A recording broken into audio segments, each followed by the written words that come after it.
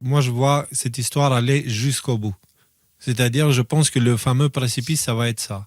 C'est-à-dire, Zelensky et l'Union européenne, ils vont pousser jusqu'au précipice pour que ce précipice se manifeste et que les gens réalisent ce qui est en train de se passer. Parce que là, on a eu un certain Fabien Mondon, un général des armées qui dit il faut accepter de perdre ses enfants pour protéger la patrie, la France, etc. Et dans le contexte de ce qu'on vient d'aborder juste au-dessus, vous m'excuserez, mais j'ai pas d'enfants. Moi-même, j'irai jamais me battre pour la guerre de qui que ce soit d'autres. La guerre de qui que ce soit tout court. Et le précipice, ça ressemble à ça, en fait. Ouais. C'est d'abord, ils vont les esprits à déclarer la guerre à la Russie. Et après, ils vont essayer de le faire. Alors moi, j'ai une nouvelle, je pense, à rassurer tout le monde, c'est que la France, il n'y aura pas directement en guerre et vos enfants ne seront pas envoyés en guerre. Je ne pense vraiment pas, en tout cas, je ne vois pas ça dans le futur. Et d'ailleurs, ça se voit parce que même ceux qui sont pro-Macron, etc., quand ils entendent ça, ils se disent wow. Attends, moi je pensais que la guerre, ça m'impacte pas. Donc je peux dire allons à la guerre tant que ça me touche pas. Mais là, tu me dis mon enfant, tous les boomers, ils vont dire niet. Tu vois, c'est. En plus, il faut voir un petit peu qu'est-ce que c'est. Comment dire, cet aveu de défaite par rapport à tout ce qui s'est passé, on va dire, ces 15-20 dernières années en France, où on te fait détester le drapeau français, où on essaye de témasculer les hommes en leur disant qu'on est toxique, on est nul, on est pourri, et qu'à moins qu'on soit des serpillères, on est des gens qui sont problématiques. Du coup, il y a plein d'enfants perdus qui se sont identifiés à ces serpillères-là, justement, qu'ils ont commencé à... Et qui maintenant, ils sont à l'âge pour aller à l'armée, ils veulent aller à l'armée avec des talons aiguilles, tu vois, c'est un phénomène américain, il y a en Angleterre, il y a aussi forcément en France, oui, pardon.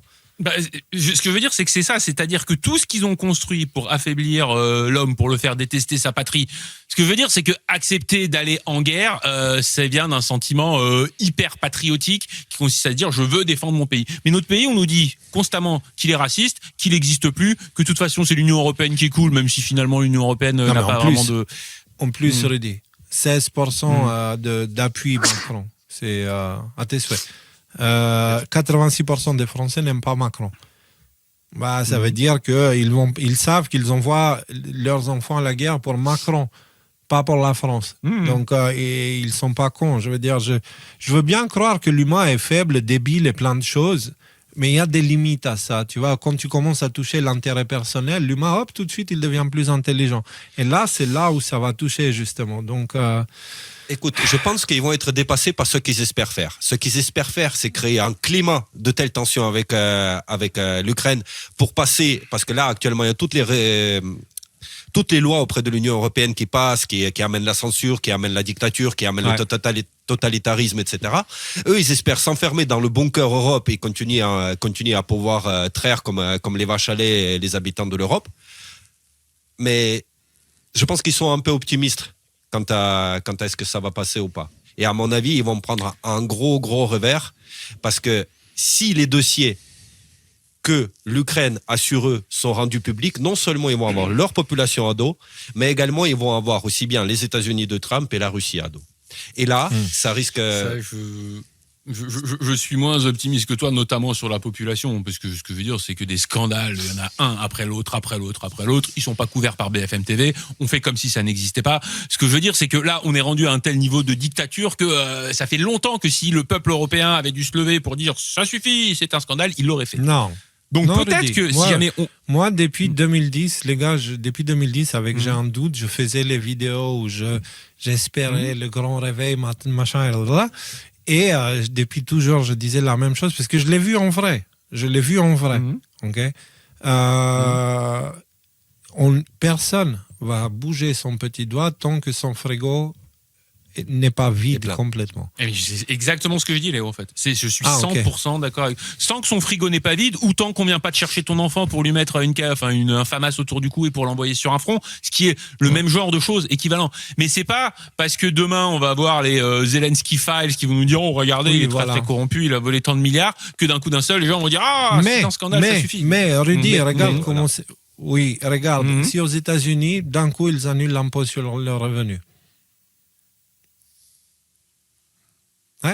On fait comment ici? Ça Tu penses que aurait, les gens, ça- tu penses que les gens, Là, ils pour le vont coup, se ça dire, aurait- hé, chouette, et puis ils enlèvent l'impôt sur le revenu et que ça marche super bien là-bas. Les gens ici, ils vont se dire quoi? Non, mais Ils vont c'est se dire, Je pense que c'est un autre sujet, Léo, parce que. Non, non, c'est aujourd'hui, pas un autre ils sujet. pourraient enlever- Non. Les gens, ils Non, vont mais se dire, c'est- attendez une minute, pourquoi pas ici? Donc, si tu veux, c'est que ça peut impacter leur frigo, mais ici, les gens, ils sont en train de galérer, et ils sont en train de galérer à cause des taxes, etc., pendant qu'aux États-Unis, il y a une politique complètement différente. Et là, en voyant leur frigo se vider, ils vont se tourner vers les États-Unis comme modèle et ils vont dire, les gars, excusez-nous, mais avant, ça marchait pas, maintenant, ça marche très bien. Ah, du coup, on veut mais pareil. ça. On Et est de- d'accord, mais ce que je veux dire, c'est que si l'impôt sur le revenu peut disparaître aux États-Unis, c'est parce qu'en ce moment, il y a des politiques de Trump, notamment avec ses tarifs et tout ça, qui font que on n'a plus besoin de cet argent-là parce qu'on a énormément de réindustrialisation, énormément de droits de douane et tout Oui. ça. Ce que l'Union européenne n'a rien. Nous, à part faire des bouchons qui justement- restent accrochés à la bouteille, on n'a que dalle. Et justement, Trump et Poutine et Xi Jinping, peut-être que Xi Jinping pour l'instant discret, mais il travaille sur l'idée justement de plonger l'Europe dans une récession économique qui videra le frigo des gens. Parce que Trump et Poutine, ils travaillent sur le fait que la population européenne veuille changer ses élites, ne supporte plus ces élites. Ils ne les supportent déjà pas. Il y a une forme juste de tolérance et d'apathie généralisée. Mais maintenant, ils veulent provoquer encore de nouveaux gilets jaunes. 10 fois plus puissants. Ouais. Moi, je le vois comme ça, comme leur plan. Comme plan. Les gars, D'ailleurs, moi, justement, j'ai- dans les drops de Q, Trump, il y a une image dans laquelle Macron il est dégagé par des gilets jaunes. Celle-là, je m'en souviens pas bien. Je ne me rappelle plus exactement laquelle c'est. Ah oui. Mais je Oui, crois qu'il je travaille vois. sur ça. Ok.